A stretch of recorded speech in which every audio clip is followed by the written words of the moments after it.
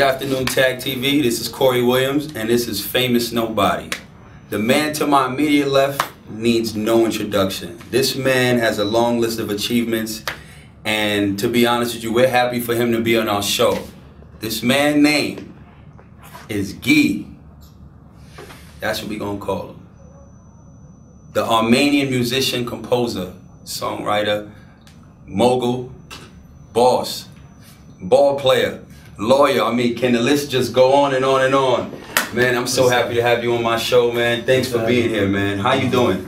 I'm feeling great, actually. We're in the studios of Virgin Radio Lebanon. Yeah. Your world, part of your world, a big part of your world. And very proud of the part of my world. Definitely, definitely. I want to talk first. I wrote down this list of achievements, and I have to say it out because I'm truly impressed. All right, you started playing piano at 4. Yep. You also started studying classical music at 4. It's true. You first appeared on TV at 6. That's You were right. invited to play at the Lebanese Presidential Palace at 7. 6, but 7 is good. You composed music at 8. I started performing my own compositions in competitions at 8, but I had started composing a bit before that. Listen, man, like, I'm truly impressed. I've never met no one, and I've met a couple of people in the musical industry and entertainment, but to have that many things you've done already at a young age, like, you were pretty much born to do this. You know, I always feel blessed that, first of all, I was born in Lebanon, and being in Lebanon, you get bombarded by many kinds of cultures and many kinds of music influences. And being born into a family that appreciates arts, my parents were not, musicians, but both loved the arts. My late father was in finance, but he used to draw. And I was the youngest of 3 boys, so also that affects a lot. Everything in life happens for a reason. And I'm sure I was blessed by being in this family, in this great family that I adore, that had the means also to teach me music. But now the thing which drew me to sports at that point, it was a bit embarrassing that I used to play the piano, because at that age I used to go to a music university, which is the Kaslik. I was the youngest there. I was like 10, 12 years old. Right. And they used to do like yearly concerts. We used to be 14 girls and me. Oh. And at that age, now it's flattering. Right, but right. at that age it was embarrassing. Right. So at that age, Right, I can imagine at that age it was embarrassing. So I didn't even tell my friends that I used to play piano, because I wanted them to know me as a guy who plays basketball. And at 14 I grew really, and I became 6'2". Right. At 14 years old. Dang. And I started playing basketball. And basketball, you know, I'm grateful for basketball, because basketball kept me away from the street, kept me away from drugs, kept me away from alcohol, kept me away from everything bad. I was so into basketball, and when I was around 17 years old, I started playing for the women since I was 14, but when I was 17 I got called up for the first team, and it was an amazing experience. So I was practicing twice a day. I was never a very good player, but I used to hustle a lot. I was a very good defender. I used to defend people like Sergei Chiputkin and these players. But I loved the game, and the game for me was never about scoring the points. It was always about team. And this team effort, what I learned at basketball, made me a better musician. And studying law made me a better artist. Everything I did in my life was in favor of my music. In music, because I knew now how to work within a team. Because my musicians, at one point I worked with 80, 90, 60, 70 people on my concerts, and you need to know how to delegate your work and how to work within a team. That I got from basketball. Leadership I got from basketball, because I used to see how leaders were, coaches were my idols at that point. From law, I understood that an artist always lives in a gray area. Me as an artist, I never have a gray area, I'm a zebra. I either have black or white.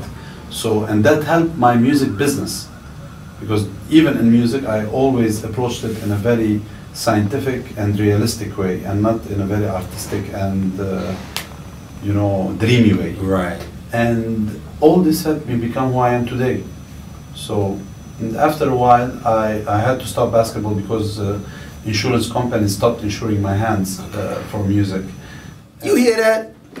The insurance company, his hands were so Awesome. The insurance company stopped. They were going to stop covering his hands. That's why he stopped playing ball. Yeah, crazy. In 2000, around 2002, 2003, maybe 2002, or I don't remember even anymore.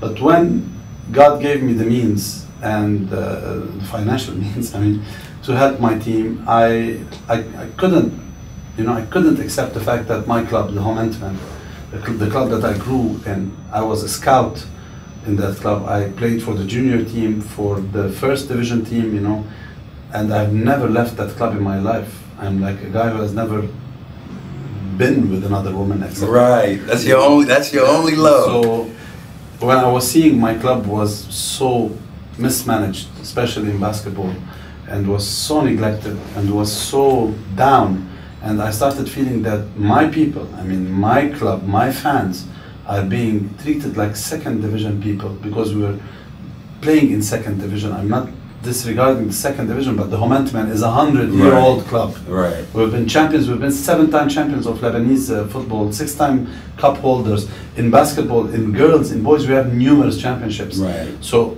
my pride couldn't accept the fact that we were in second division. With the help of my friend Jose Ploshkajan, who was a former player at Homicide and then at Antranik, we were able to build a very good team the first year.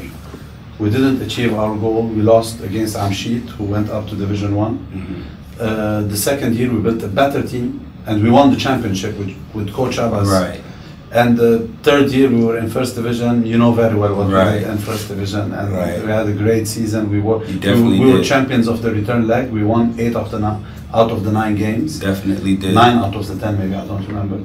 So, in a nutshell, that's my relationship with basketball. I took a year off last year because, as you know, the Homicide is a big club, right. and it's not a club which I have inherited from my parents, and everybody has to work and everybody has to pitch in, and I wanted to give everybody a chance to prove themselves. We didn't have a great season. We ended up 7th, but I think it was an honorable, it was an honorable position for the team with these abilities and these players and this budget. I think they did what was expected from them to do. I was telling you, up till, if the conditions are right, if there are no abnormal conditions, if there are no any racial conditions, because for me, the Homicide is a national team. I never treated the Homicide as only an Armenian team. The Homicide last year, what we succeeded to do is take it from a team which represents, if you want, one sect of the Lebanese people into a really national team.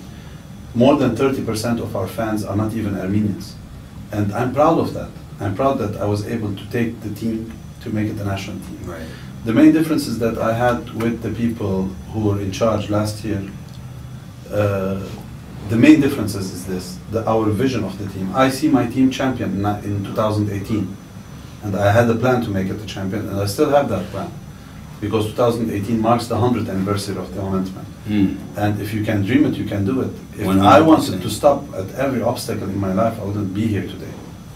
I would be a normal guy working anywhere, just a regular Joe. But me, I never accepted the fact that limits were there to be respected. For me, limits were there to be broken. And that's what I wanted in the Homicide, for people to see it. When I told them we can beat anybody, I was serious about that. When I told them that we can be champions in 2018, I'm still serious about that, and I will make everything to make that happen, but I need help. Get on board. Get on board. I'm feeling his vision. I'm feeling it. Get on board, Homicide. Anyway. Now, speaking about Homicide, right? Yeah. Last year when you was there, you had Deion Dixon, aka Superman, and you had Terrence Leather, all right? Tampa, Florida. What's good? KT. What's up, T? T is my man. I love T. All right, all right. Where did you get these players from? They were number 1 and 2 in MVP last year. You know, that's very rare. You find 2 imports on the same team that can produce like that. Tell me about these guys. Corey, the most important thing, you're a basketball player and you know that. I'm very proud to say that the atmosphere created in our club was an amazing atmosphere. Even the Unbelievable. players who left this year to other clubs, they call me up and they tell me how professional was our system, but in the same time it was not rigid, it was very friendly. I was personally involved with the players on a daily basis. They used to call me, we were on first name basis with all the players. I was never acting as their boss at any point. And when I saw T, first of all, I believe in second chances.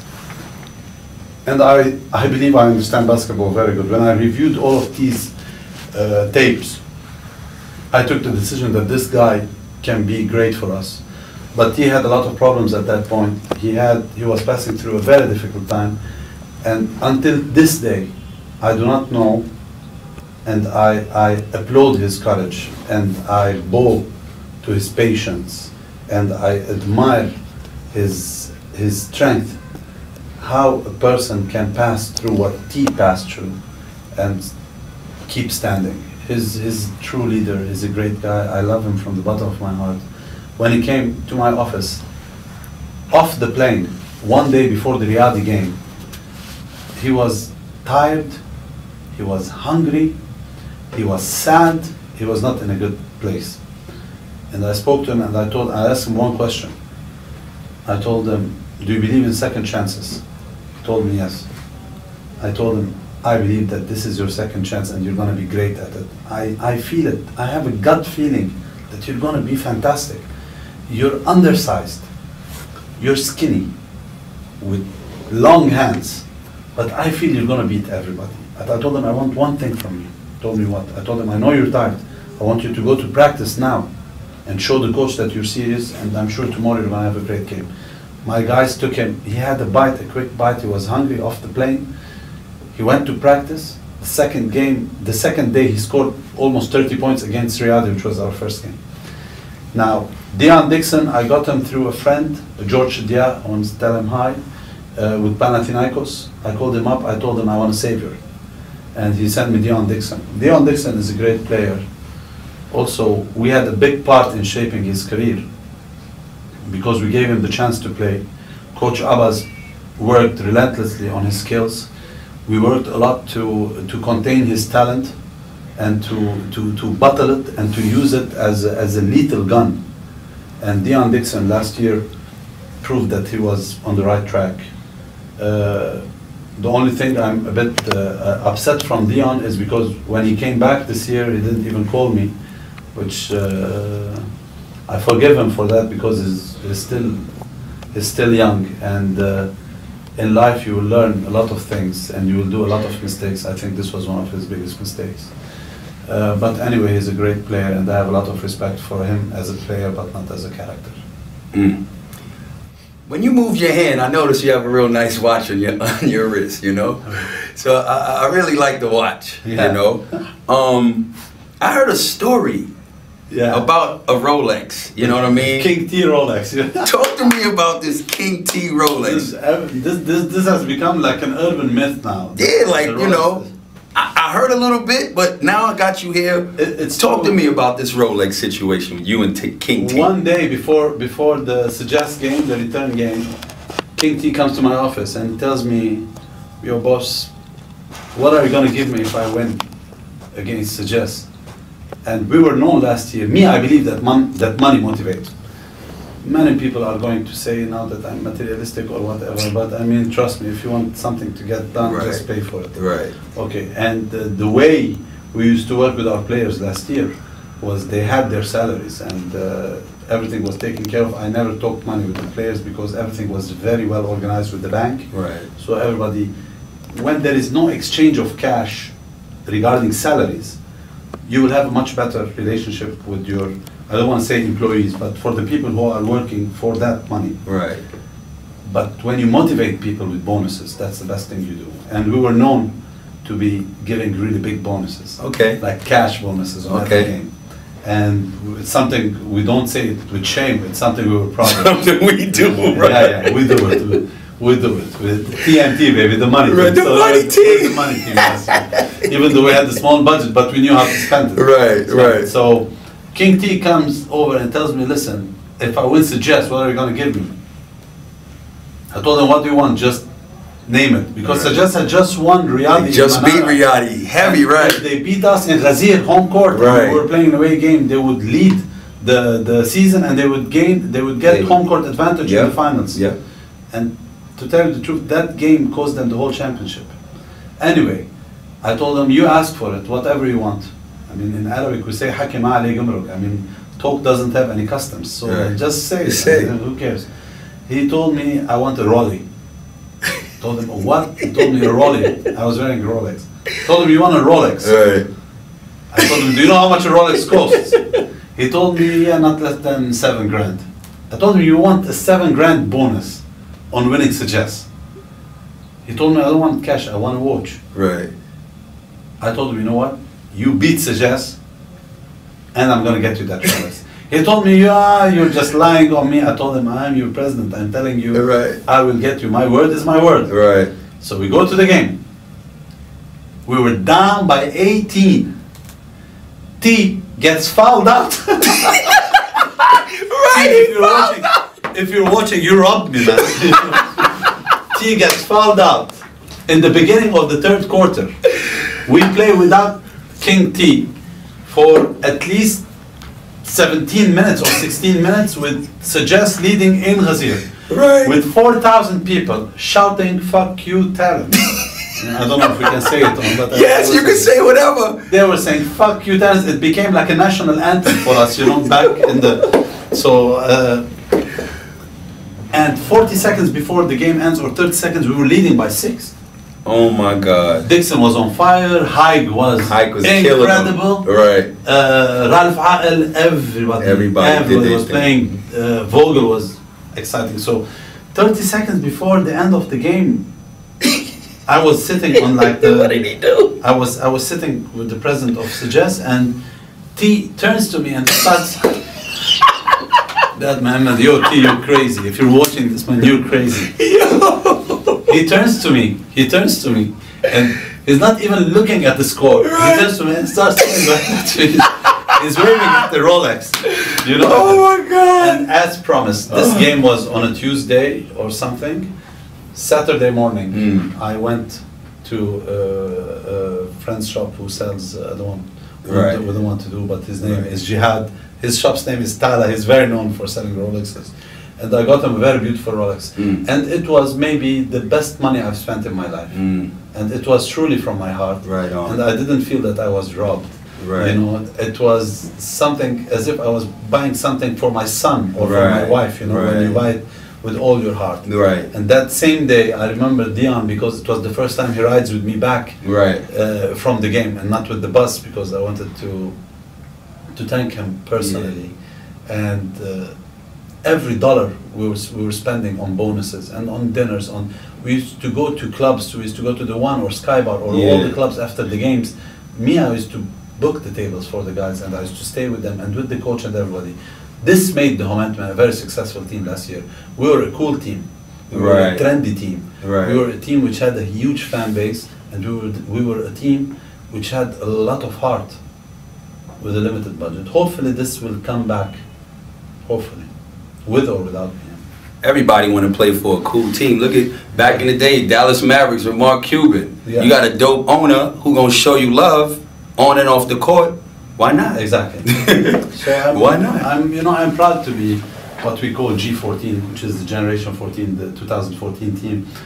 We didn't win the championship. We finished 6th, but trust me, I think we were more happy than Riyadh, who did win the championship. Right on. So it's what makes you happy at the end of the day, and content is the most important thing. To be content, to be at peace with yourself, with God, and that was our secret last year. That was what we were missing this year. I hear that. You're a busy man. A very busy man. You have a lot of projects. You have a lot of things on your plate. Yep. Can you tell everybody?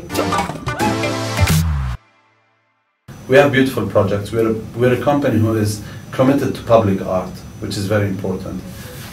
We never sell a house we do not want to live in. We treat every client the same way. We don't even use the word client, because the 400, 500, 700, 800 friends that we have have become our friends and have become a part of Zardman. Some of them, they even call themselves Armenians. So that we have a hashtag on that. So it's something I love doing. I love our projects. I'm very passionate about them.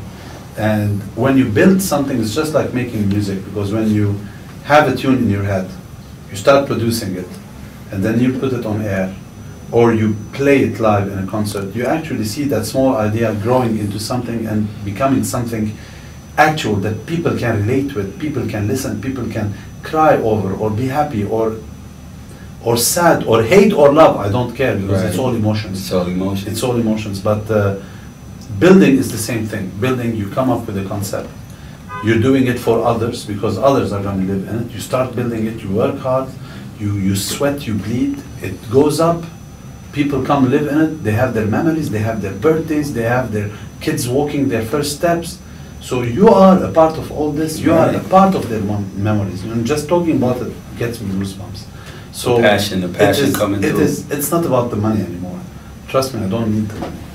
You know, anybody can survive on anything. Right. People will live with or without money.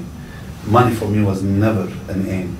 It was always me to have a better team, to have a better building, to have a bigger concert, to have more musicians.